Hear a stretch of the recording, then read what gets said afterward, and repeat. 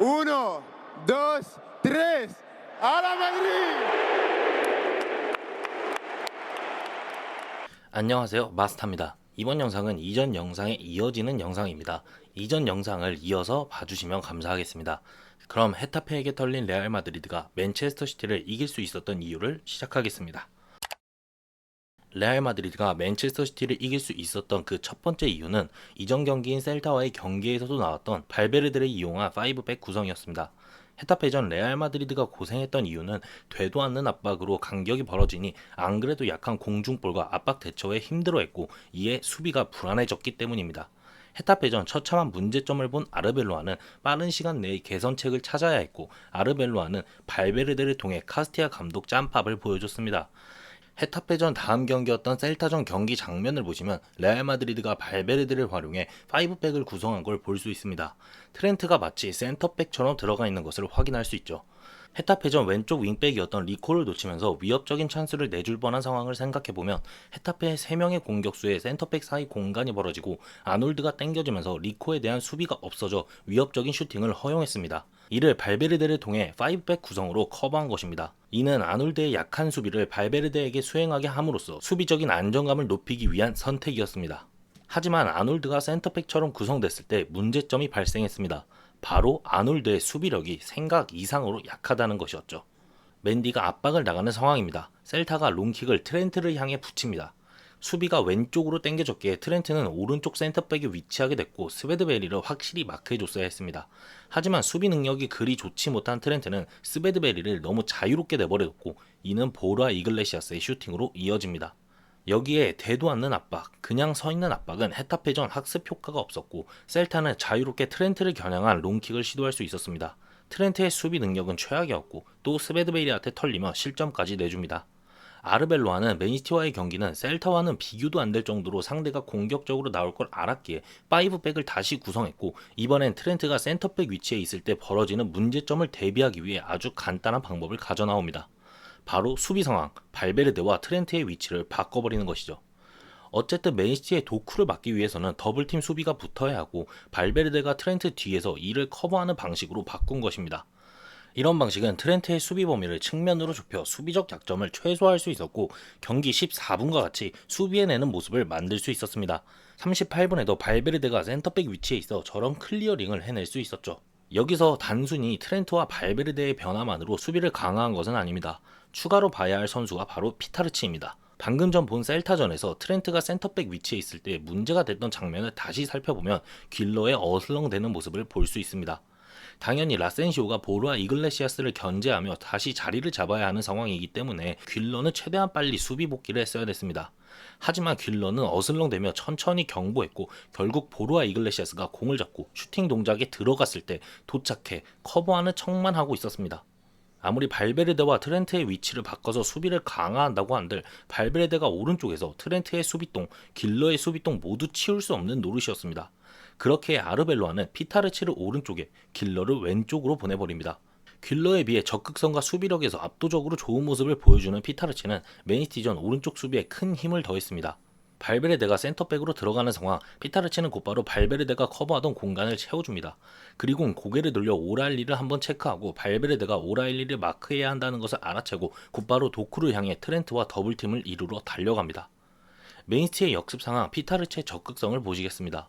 혼자서 수비 커버를 위해 스프린트를 끊고 공이 도쿠에게 향하자 트렌트와 곧바로 더블팀을 구성하기 위해 멈추지 않고 또 뛰어갑니다.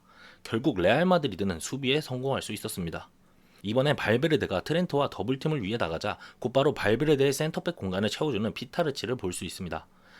이 장면은 레알 마드리드의 수비 복귀가 늦어버렸고 맨시티는 공격이 5명으로 레알 마드리드의 수비 4명보다 1명 더 많은 상황이었습니다. 여기서 피타르치의 미친 적극성을 볼 수 있습니다.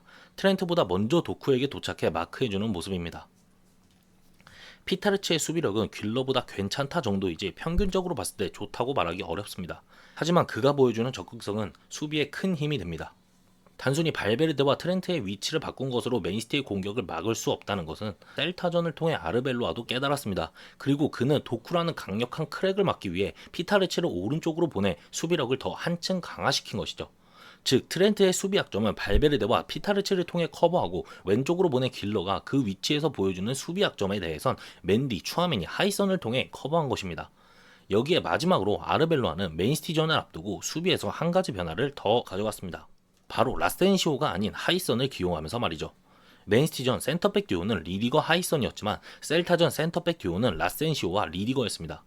셀타전 라센시오와 리디거 조합은 라센시오가 오른쪽 센터백으로 나왔기에 발베르데가 수비 라인으로 들어가 5백을 구성하면 자동적으로 라센시오는 중앙 센터백에 위치하게 됐고 보다 안정적인 커버력을 보여줄 필요가 있었습니다. 하지만 경기 장면을 보시면 리디거가 좌측으로 이동했기에 라센시오는 리디거가 이동하면서 생기는 공간을 안정적으로 커버해 줄 수 있어야 했고 보르아 이글레시아스를 강하게 마크했어야 합니다. 하지만 이글레시아스의 움직임에 그대로 녹아서 패스 한 방에 슈팅 찬스까지 내주는 모습을 보이며 라센시오는 중앙 센터백으로 맞지 않다는 결론에 도달하게 됩니다. 그렇게 맨시티전 아르벨로아는 리디거와 하이센 조합을 내세워 발베르데가 들어가 5백을 구성했을 때 리디거가 중앙 센터백으로 기능할 수 있게끔 수비 라인을 구축했습니다. 확실히 리디거는 라센시오에 비해 정석에 가까운 안정적인 모습을 보여줬고 결국 맨시티 상대로 무실점 경기를 펼치면서 확실히 수비에는 연륜이 필요하다는 것을 증명했습니다. 2차전 샘플도 가져오고 싶었지만 2차전은 사실상 베실바가 퇴장당한 이후 경기 자체도 개판이었고 균형이 무너진 경기였기에 맞지 않다고 생각해 가져오지 않았습니다. 아무튼 이렇게 레알 마드리드는 헤타페전 패배를 통해서 개선점을 찾고 셀타전 실험을 거치며 보완하고 맨시티와의 경기에서 보완된 수비력을 보여줬습니다. 그리고 결국 무실점으로 1차전을 끝낼 수 있었죠. 하지만 이것도 헤타페전 나왔던 유기적인 움직임이라는 좋아 보이는 이름 아래 포지셔닝이 망가지면 아무런 의미 없는 일이었습니다. 특히 발베르데의 위치에 따라 수비력에서 많은 부분이 변하기 때문에 발베르데의 위치를 고정하는 것이 중요했습니다. 다행히도 레알 마드리드는 같은 실수를 반복하지 않았고 선수들의 위치를 거의 고정했습니다. 이는 발베르데의 히트맵 차이만 봐도 확연하게 알 수 있습니다. 레알 마드리드는 헤타페전 실수였던 수비 문제와 이해되지 않는 선수들의 포지셔닝 문제를 확실히 개선하고 보완해 왔습니다. 그렇다면 첫 번째 문제였던 비니시우스 의존도는 어떻게 개선했을까요? 이 부분에 대해서 물론 레알 마드리드가 잘한 점도 있지만 개인적인 사견으로는 맨시티가 못했기 때문이라 생각합니다. 우선 헤타페전 비니시우스가 아무리 꼬라박아도 대처를 잘하는 팀을 상대로 절대 뚫리지 않는다는 것을 깨달은 부분과 그렇기에 비니시우스를 미끼로 쓰기로 한 결정은 레알 마드리드가 잘한 점이었습니다. 맨시티전 레알 마드리드는 상당히 노골적으로 발베르데를 활용해 오른쪽을 노리겠다는 의지를 초반부터 드러냈습니다. 좌측보다는 발베르데를 이용해 길게 붙이는 모습이 시작부터 나왔죠. 골킥으로도 발베르데에게 길게 붙이는 모습을 보여줬습니다. 득점 장면도 쿠르투아의 롱킥으로부터 나왔습니다. 여기서 브라임에게 게이가 끌려 나온 것을 볼 수 있습니다. 그렇기에 발베르데가 오라일리의 터치 한 번으로 털릴 때 게이가 커버를 올 수 없었던 것이죠. 게이가 끌려 나온 게 누군가는 실수라고 말하지만 저는 실수라 생각하지 않습니다. 제 개인적인 사견을 이번 장면을 통해 말해보겠습니다. 이 장면은 득점 이전 상황이며 득점 장면과 비슷하게 골키퍼가 롱킥을 뿌리는 상황입니다. 이 두 장면은 비슷하지만 분명 차이가 있었습니다. 선수의 간격 차이가 두드러지지만 결정적인 차이는 홀란드의 압박이라고 생각합니다. 이전 장면은 파울로 인한 프리킥 상황으로 홀란드와 세미뇨가 쿠르투아를 압박하러 들어갈 수 없는 상황이었습니다. 그렇기에 후방을 보면 정석적으로 수비 라인을 구성하고 있습니다. 반면 득점 장면에서는 인플레이 상황으로 홀란드가 왼쪽에서 쿠르투아를 압박합니다. 이 압박의 의도는 레알 마드리드가 빌드업의 방향을 트렌트가 있는 왼쪽보다는 빌드업의 장점이 있다고 보기 힘든 맨디를 향해 이루어지도록 했다고 생각합니다. 결정적으로 이전 상황과 다르게 인플레이 상황이고 팀 단위로 적극적으로 압박을 시도하고 있는 맨시티이기 때문에 게이가 브라임을 마크하기 위해 튀어나올 수밖에 없었다 생각합니다.